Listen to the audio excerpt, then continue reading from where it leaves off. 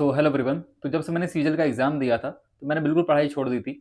और उसके बाद जब एग्ज़ाम के नोटिसेस आने शुरू हो गए कि आपका री एग्ज़ाम हो सकता है, तो मुझे डर सा लग रहा था, क्योंकि एक बच्चा जिसे पता है कि मेरा 20 दिन बाद एग्ज़ाम है, और एक बच्चा जिसने पढ़ाई छोड़ दी है ये सोच के मेरा एग्ज़ाम हो चुका है, और उसका अगर री एग्ज़ाम हो जाए 2 दिन बाद, तो वो कितना ही बेटर परफ़ॉर्म कर लेगा। तो री एग्ज़ाम में ये तो हुआ, उसके साथ ही बहुत सारी और दिक्कतें भी हुई। री एग्ज़ाम ज़्यादातर उन्हीं बच्चों को कराया गया जिनका एग्ज़ाम अच्छा गया था। इसका मतलब है कि वो पढ़ने वाले बच्चे थे, और एग्ज़ाम को डिले करने के कारण भी काफ़ी बच्चे उसमें अपीयर नहीं हुए। ये एक रीज़न हो सकता है, और इन सभी कारणों की वजह से जो री एग्ज़ाम हुआ 14 अक्टूबर को, वो सिर्फ सबसे ईज़ी शिफ्ट की कैटेगरी में आ गई। अब एसएससी का जो नॉर्मलाइज़ेशन का फॉर्मूला है, ये कितना जस्टिस कर पाता है इन कैंडिडेट के साथ, ये तो रिजल्ट के बाद ही पता लगेगा। बट एज़ ऑफ नाउ वो बिल्कुल भी सोच नहीं पा रहे कि उन्हें मेंस की प्रिपरेशन करनी चाहिए या फिर नहीं। जब से एसएससी में न्यू पैटर्न इंट्रोड्यूस हुआ है, बायोमेट्रिक से लेके सीजल प्रीलिम्स के आंसर की तक आपको प्रॉब्लम्स ही प्रॉब्लम्स नजर आएंगे। जब से सीजल का आंसर की आया है, तब से मैं बिल्कुल भी पढ़ाई नहीं कर पा रहा हूँ, क्योंकि मुझे 600 से ज्यादा मैसेज आ चुके हैं टेलीग्राम पे, और सबका ऑलमोस्ट यही क्वेरी है कि उनका प्रीलिम्स होगा कि नहीं होगा। एक बच्चे का मैसेज आता है जो कि 3 साल से मेंस लिख रहा है। सीजल 2023 में एसएससी ने रिवाइज रिजल्ट जारी कर दिया था, जिससे वो आउट हो गया। सीजल 2024 में वो 0.6 मार्क्स से आउट हो जाता है, क्योंकि एसएससी ने काफी क्वेश्चन रॉन्ग पूछे थे, और काफी लोगों को बोनस मिल गया, जिससे डिजर्विंग कैंडिडेट्स को मौका ही नहीं मिल पाया। सीजल 2025 में वो ऐसा कह रहा है कि उसके ऑप्शन ही एसएससी ने चेंज कर दिए हैं, और उसके रॉ मार्क्स बन रहे हैं 119। तो आप सभी बताओ कि इस सीजन के बाद भी वो कैसे इस सिस्टम पे फेथ रख पाएगा।